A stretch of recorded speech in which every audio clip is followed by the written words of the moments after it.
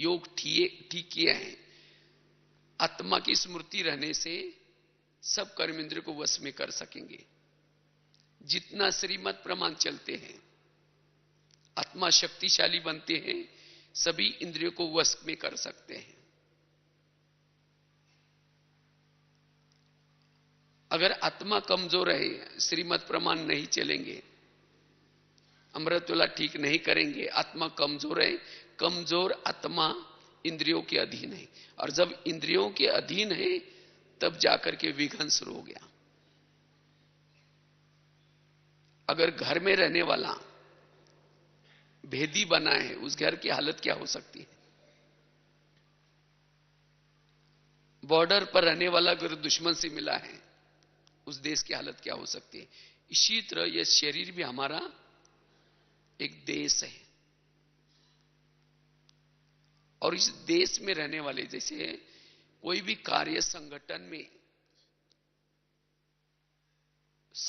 में जाकर के उसके पर जीत प्राप्त की जाती है, अकेला तो नहीं कर सकते ना। इसी तरह मायाजीत बनने के लिए केवल आत्मा के प्रयास से नहीं होगा, ये कर्मेंद्रिय भी हमारे सहयोगी बने, साथी बने। अगर कर्मेंद्रिय हमारी सहयोगी साथी नहीं है, मायाजीत बनना संभव नहीं है। युद्ध में विजयी बनने के लिए कर्मेंद्रिय को साथी बनाना है, और उसके लिए रोज इनसे बातें करनी है। रोज एक एक कर्मेंद्रिय की चेकिंग। सबसे पहले कान की चेकिंग करो, सवेरे अमृत वेले के बाद कान से बातें करो। हे मेरे कान, तुम इस राजे की शान हो, अगर तुम ना होता मैं ईश्वरीय महावाक्य कैसे सुनता? इसीलिए तुम्हारा बहुत बहुत धन्यवाद। तुम्हारे द्वारा मैं बहुत अच्छा ईश्वरीय महावाक्य सुनता हूं, इसीलिए धन्यवाद। लेकिन हे कान, तुम कभी कभी कुछ किसी की व्यर्थ बातें भी सुनते हो। तुम्हारे द्वारा मेरे पास कभी कभी अशुद्धता भी आती है, और जिस अशुद्धता के कारण मैं कमजोर होता हूं। इसीलिए हे कान, आज तुम्हें सारा दिन कुछ भी व्यर्थ नहीं सुनना है। अगर सुनेगा मैं तुम्हें सजा दूंगा। आगे चलो मुख के पास। हे मुख, तुम्हारा भी बहुत बहुत धन्यवाद। तुम्हारे द्वारा मैं ईश्वरीय महावाक्य सुनाता हूं। सुनाने से भी मुझे ताकत मिलती है, और कई आत्माओं की दुआएं मिलते हैं, और जिसके कारण मैं शक्तिशाली बन रहा हूं। लेकिन कभी कभी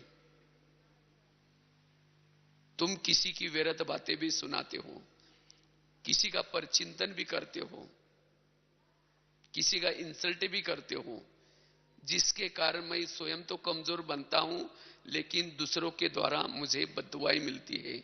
दूसरे मेरे जो आत्मा भाई है मेरे से नाराज हो जाते हैं। तो इसलिए हे मुख, तुम्हें कुछ भी आज सारा दिन व्यर्थ ना बोलना है, ना किसी का इंसल्ट करना है। अगर करेगा मैं तुम्हें फिर सजा दूंगा। आगे चलो आंखों के पास। है आंखें, मुझे तो 84 जन्म में बहुत सारे आंखें मिली, लेकिन तुम्हारे जैसे भाग्य चले आंखें नहीं मिली। क्यों? क्योंकि तुम्हारे द्वारा मैंने उस सत्यम शिवम सुंदरम को घंटों तक निहारा हुआ है, देखा हुआ है, और उसको देखने से, तुम्हारे द्वारा देखने से मेरे अंदर बल आ गया, मेरे अंदर ताकत आ गई। इसीलिए तुम्हारा बड़ा धन्यवाद। लेकिन कभी कभी तुम क्या करते हो? किसी की सुंदरता को निहारते हो, व्यर्थ बातों को देखते हो, जिसके कारण मेरे अंदर कमजोरी आ जाती है, बीमारी आ जाती है। तो क्या उस सत्यम शिवम सुंदरम को देखने के बाद क्या तुम्हारा पेट नहीं भरा? आखिर तुम व्यर्थ क्यों देखते हो? अगर तुम व्यर्थ देखेगा मैं तुम्हें सजा दूंगा। आगे चलो मन के पास। हे मन,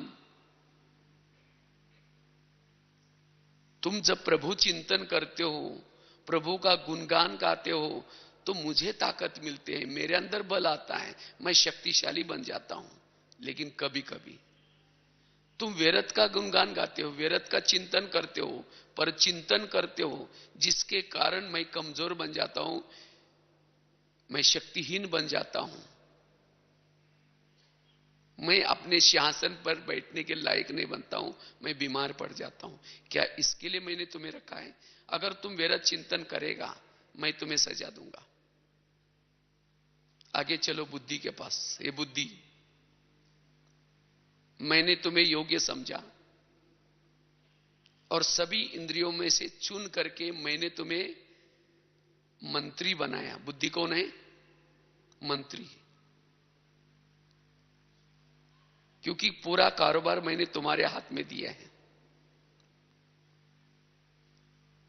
और मैंने तो तुम्हें योग्य समझा, मंत्री समझा, मेरा हितकारी समझा और मैं निश्चिंत हो गया। लेकिन तुमने गलत निर्णय करके अपने मत प्रमाण चल करके गलत निर्णय के द्वारा क्या किया? मेरी जितनी भी राजाई थी वो भी गंवा दी, मेरे सोने के महल थे वो भी गंवा दिए और मुझे रावण के जेल में डाल दिया। तुम्हारे निर्णय से सभी इंद्रियां फॉलो करती हैं। आज मेरे पराधीन का आधार है, कारण है तुम। इसीलिए हे बुद्धि, तुम आज ध्यान से सुनो। अगर तुम कुछ व्यर्थ निर्णय करेगा, श्रीमत के अलावा कोई भी व्यर्थ निर्णय करेंगे, मैं तुम्हें सजा दूंगा। तो इसलिए हे बुद्धि, तुम ज्ञान के आधार से, श्रीमत के आधार से जब निर्णय करते हो तब मुझे ताकत आती है, मेरे अंदर बल आता है, मैं सेफ रहता हूं। इसलिए हे बुद्धि, सारा दिन तुम ध्यान रखना। ऐसे ऐसे बाबा ने भी प्रैक्टिस की है और यही प्रैक्टिस हमें भी करनी है। इसको कहते हैं सो परिवर्तन। इसको कहते हैं एक एक कर्मेंद्रिय में शुद्धता लाना, ये अपने प्रवृत्ति को ठीक करना। और जब हमारा हर इंद्रिया इस प्रकार की अगर शुद्धता आएगी, हमारे में परिवर्तन आएगा, हमें बाकी सब परिवर्तन दिखाई पड़ेगा। जैसी दृष्टि वैसी सृष्टि। तो हमें ये सृष्टि भी बदली हुई नजर आएगी। लेकिन इतना ही नहीं, हम बदलेंगे। हम बदलेंगे तो दुनिया भी बदल जाएगी। ये दुनिया क्यों नहीं बदल रहे? क्योंकि अपनी ये दुनिया, ये शरीर भी हमारी एक दुनिया है, ये दुनिया अब तक नहीं बदली। इसीलिए बाबा कहते बच्चे, ये है पुरुषार्थ, ये पुरुषार्थ करो। जब इंद्रियां हमारी विघ्नों में है तब हम कमजोर बन जाते हैं। इसलिए रोज हमें क्या करना है? अपना निरीक्षण करना है, अपना चिंतन करना है, अपने प्रवृत्ति को ठीक करना है। औरों को ज्ञान में सुनाने से पूर्व हमारी हर इंद्रिय ज्ञान में चले। इसलिए कहते ना, तुम पहले अपने घर को सुधारो। Charity begins at home. ये होम है और इस होम में रहने वाले ज्ञान में चले। कान ज्ञान में चलता है, मुख ज्ञान में चलता है, आंखें ज्ञान में चलती है, मन मेरा ज्ञान में चलता है, बुद्धि मेरी ज्ञान में चलती है। अगर ये ज्ञान को फॉलो नहीं करते तो हमारा ज्ञान फिर और नहीं, दूसरे नहीं सुनेंगे। और तब हमारे में परिवर्तन आएगा। कहेंगे ये बहन या भाई, इसके अंदर कुछ अलौकिकता नजर आ रही, ये कुछ दिव्य नजर आ रहे, लोगों से कुछ अलग नजर आ रहा है। क्यों? वो व्यर्थ नहीं देख रहे, व्यर्थ नहीं सुन रहे। ये है परिवर्तन। बैज पहन लिया, सफेद ड्रेस पहन लिया, यह है ऊपर का परिवर्तन। क्योंकि संस्कार भी आत्मा के किससे बने हैं? इन इंद्रियों के अंदर से अशुद्धता आई, अशुद्ध संस्कार बन गए। अगर शुद्धता लाने, आत्मा के संस्कार बदलना है तो इस इंद्रियों के द्वारा शुद्धता देखनी पड़ेगी, शुद्ध सब कुछ देखना पड़ेगा, तब आत्मा के संस्कार बदलेंगे। इसलिए हमें ये पुरुषार्थ करना है, हर कर्मेंद्रिय मेरी निर्विघ्न रहे। पहले जमाने में राजा एक किले में रहते थे और किले के कई दरवाजे रहते थे। अगर कोई भी किले में घुसता है, उसकी पूछताछ होती थी, किसी ले जा रहे, क्या कर रहे। तो इसी तरह शरीर भी हमारा एक किला है, फोर्ट।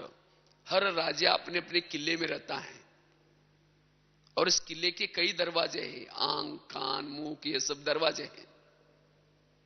लेकिन इस दरवाजे में रहने वाला कोई भी दुश्मन आता है, उसकी कोई चेकिंग नहीं होती, सीधा घुस जाते, आत्मा के ऊपर अटैक होता है। और इसीलिए आत्मा राजा की हालत गंभीर है। इसीलिए अगर कुछ भी विरत आता है, ये भी एक प्रकार का आत्मा का भोजन है। अगर भोजन अशुद्ध होगा तो बीमार पड़ देंगे। इसी तरह अगर अशुद्ध हम देखते हैं, सुनते हैं, सोचते हैं, तो आत्मा कमजोर बन जाते हैं। इसीलिए सारा दिन हमारे अंदर शुद्धता, और तब जो विकारों का जो भूत है, वो भूत कभी भी हमारे शरीर रूपी मंदिर में नहीं आएगा। असुर संहारणी, अगर उसके अंदर कोई भूत आ जाए तो जरूर कुछ न कुछ मैंने अशुद्ध देखा है, मैंने अशुद्ध सुना है, कुछ न कुछ मेरी इंद्रिया वश में हुई, तब तो वो संस्कार जागृत हो गया। इसलिए बाबा कहते बच्चे यार टेंशन, फिर रात को एक बार दरबार लगा करके फिर चेकिंग करो। सवेरे अपने हर इंद्रियों को ऑर्डर दी थी।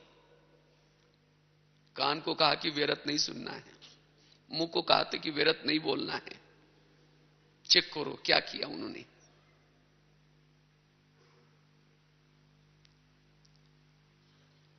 कान को फिर पूछो, कान तुम्हारा सारा दिन का चार्ट कैसा रहा? आपका बहुत बहुत धन्यवाद, आपके द्वारा मैंने मुरली सुनी थी सवेरे 7 बजे, जिससे मेरे अंदर बहुत ताकत आई, बल आया था, इसीलिए आपका धन्यवाद।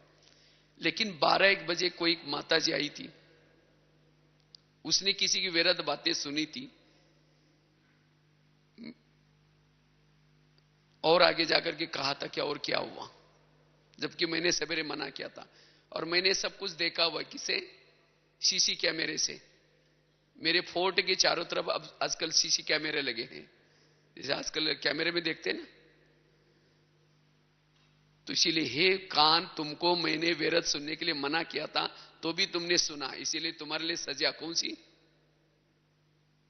फिर से दोबारा मुरली सुनो। सजा मैंने कोई कान काटने की सजा नहीं है, क्योंकि कान व्यर्थ क्यों सुनता है? क्योंकि कान के अंदर ज्ञान की कमी है, इसके कारण व्यर्थ सुनता है। उसके लिए उसको वो सजा दो जो ज्यादा से ज्यादा जितना ज्ञान की बातें स्पष्ट होगी, व्यर्थ सुनना बंद कर देगा। फिर आगे चलो मुख के पास, मुख को पूछो तुम्हारा चार्ट कैसा रहा। समझो कान ने दरवाजा खोला, दुश्मन को अंदर लिया, तो तुमने कम से कम चुप रहना चाहिए था। तुमने भी बोला हाँ वो तो ऐसी करते, उसने ऐसा ही किया, इसीलिए तुम्हारे लिए सजा कौन सी? तुम्हारा कल के दिन कारोबार बंद रहेगा। मौन, मौन है मुख की सजा।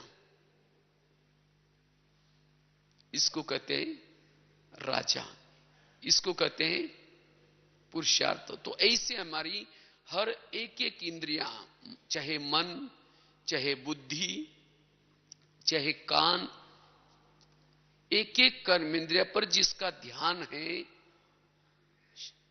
हर कर्मेंद्रिय शुद्धता देखती है, तब जाकर के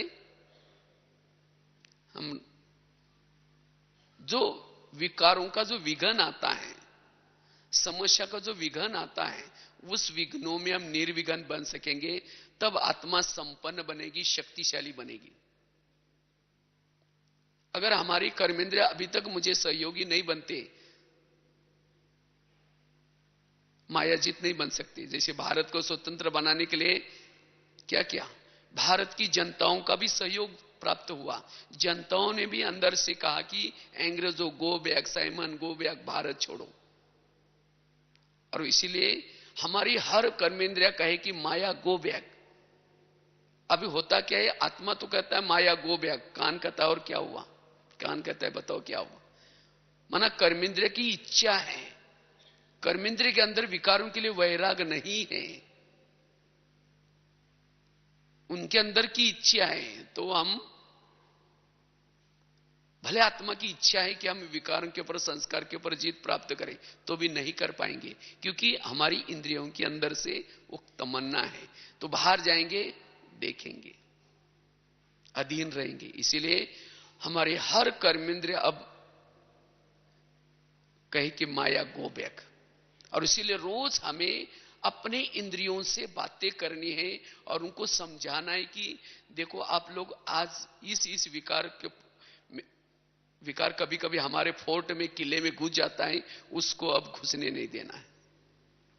इस विकार ने मुझे कमजोर बनाया, आप लोग सहयोगी साथी बनो। और जिन्होंने ये प्रवृत्ति को शुद्ध बनाया, पवित्र बनाया, वो जाकर के